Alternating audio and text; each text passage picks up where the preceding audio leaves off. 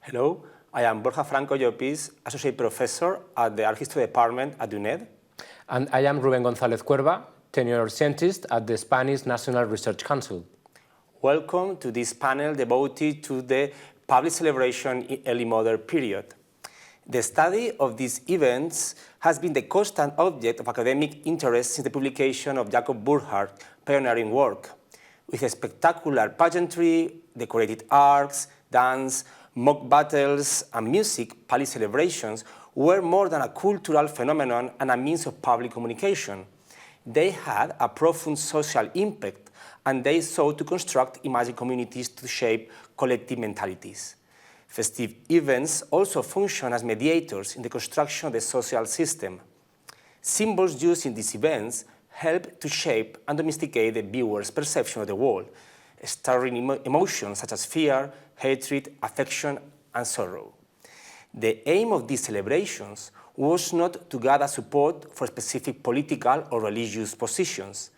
Rather, the objective was to inculcate specific values intended to shape a mindset that would guarantee full adherence to the prevailing system. This happens in both sides of the Mediterranean basin, as well as in the different cultural policies of the Christian and Islamic kingdoms. Which events could be included within this framework? Especially, we are talking about royal and viceregal entries into different cities of the empire, royal weddings, funeral procession and catafalques, celebration of military victories, canonization of saints, Corpus Christi celebration, and events organized to celebrate the transfer of relics and the arrivals of bishops. In the Ottoman court, some categories are similar, such as sultan's daughter weddings or military celebrations, especially the spectacular arrival of triumphant fleets to Istanbul showing the war trophies, and other celebrations are more peculiar. The circumcision feast of the sultan's sons were a major occasions, as well as elaborate rituals for new sultans and session, including the famous sword garden ceremonies or the weekly Friday processions, in which the sultan went on horseback to Friday prayers at a mosque escorted by a magnificent retinue. Both in Christian and Muslim cases, we can also include the embassies as a part of these kind of celebrations, because despite some of them were only enjoyed by the king, sultan, and his court, in other cases, these celebrations developed a public parade before arriving to the palace, in which musicians, dancers, and other kind of ephemeral objects were used as a visual propaganda from both sides of the embassy, the receiver and the visitor. We pass to the question of sources, which are the available sources for the study of this kind of events. It's necessary to combine some different kind of sources. First, the chronicles, also known in Spanish as relaciones, are the most useful text in which a public event is described. Some of them have illustrations, and we should have into account that many relaciones were written by people related to the political power and can have a biased approach. In the Ottoman case, the surname deserve a special mention.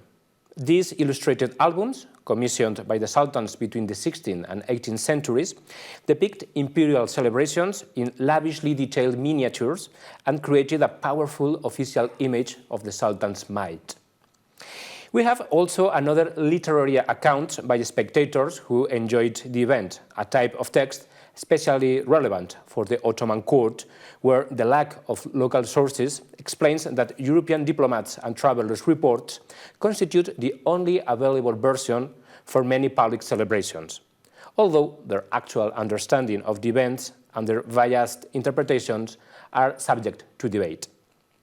Very important, and not always studied, are the archival and legal sources in which the payment for direction of ephemeral structures, some objects, dresses, canvases, tapestries, the salaries of musicians and dancers are described carefully.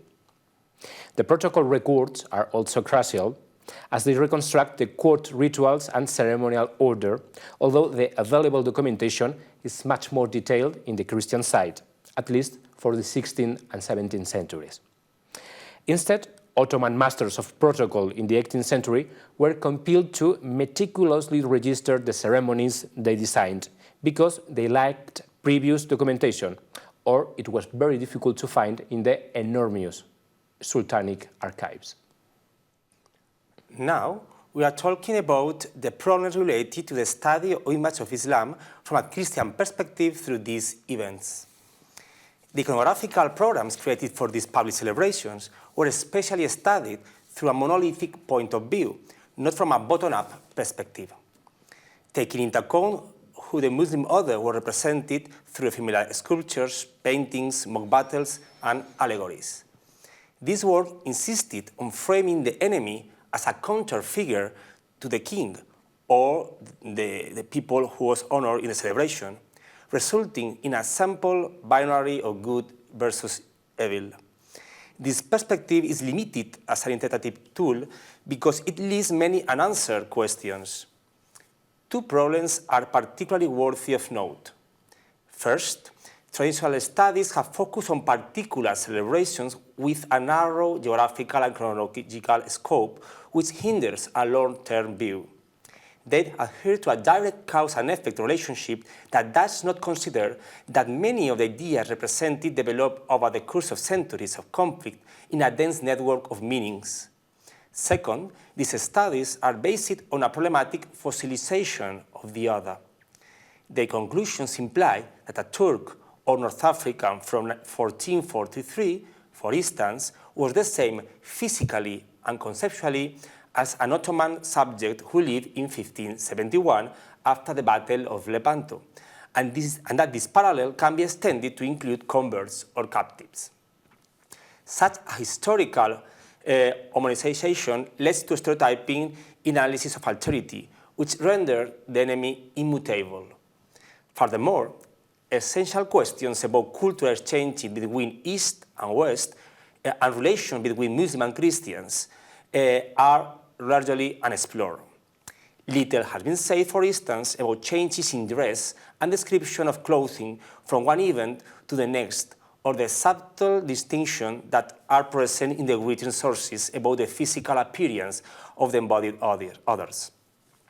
The historiography of public celebration has not confronted the fact that terms such as dressing in Morisco style or Morisco objects, which were used in contemporary sources, contain a group of problems that transcends the phenomenon of the public celebration itself.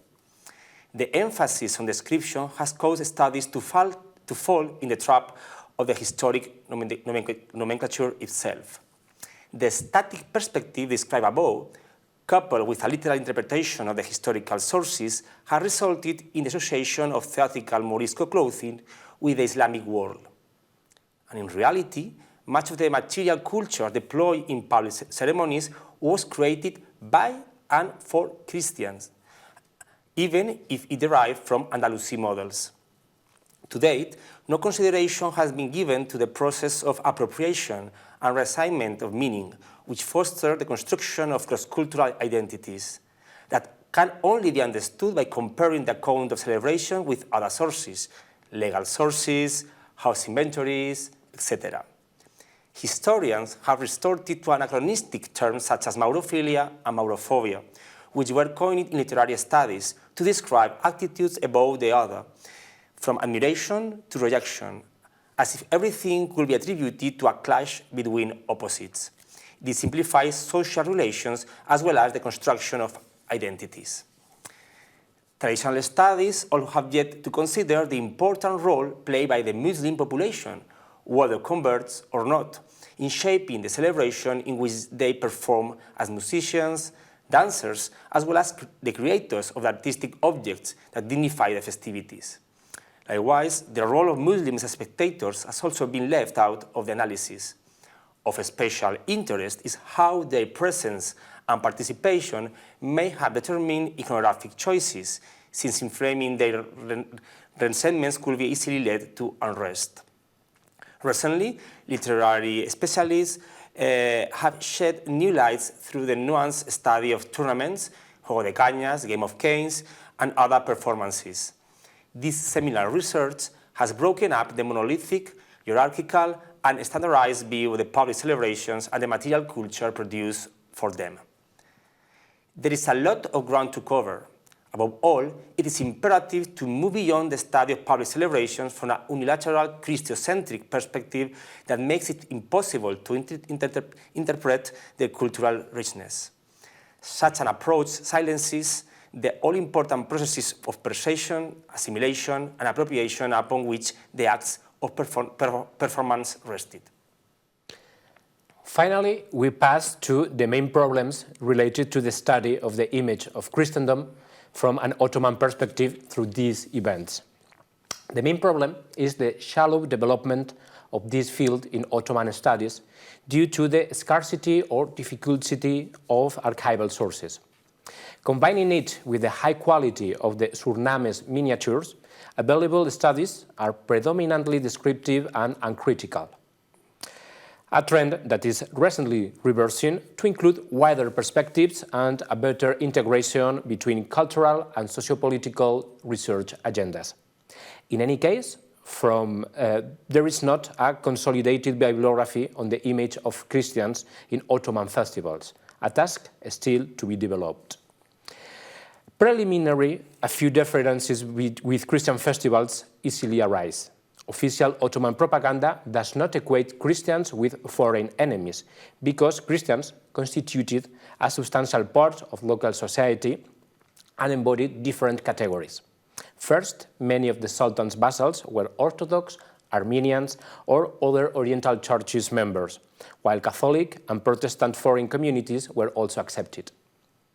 Therefore, several Christian groups took part in distinctive and natural way in many lavish parades as a testimony of a multicultural and harmonic society under the Sultan's protection. The processions of the guilds offered a good example. Held on very important occasions every several decades, they were a peripatetic exhibition of and social competition between the skilled artisans and traders of Istanbul. Some guilds were ethnically and religiously dominated by one group, like the Greeks among fish cookers, sable merchants, or furriers. In the 1638 parade, tavern keepers were included among the 735 guilds, and these men, mainly Greek, Armenians, and Jews, slightly drank and served alcohol during the event. By comparison to European festivals, there was no centralized organization because each guild's group organized its own spectacles, and some shows were even spontaneous. On other occasions, Christians did not take part as community or guild members, but performing salient skills like theatrical or pantomime ballets. In those cases, they used to be enslaved individuals mixing religious and mythological motifs, like Georgians performing a play of St. George and the Dragon, or Italians representing scenes of Diane and the Amazons. Furthermore, Christian clergy was entitled to publicly celebrate processions and rituals, remarkably the Greek Orthodox Patriarchate of Constantinople. As depicted in contemporary Greek icons and frescoes, the Orthodox Church progressively adopted Ottoman trends in textile elements, thus making publicly compatible Christian dogma and Ottoman aesthetics.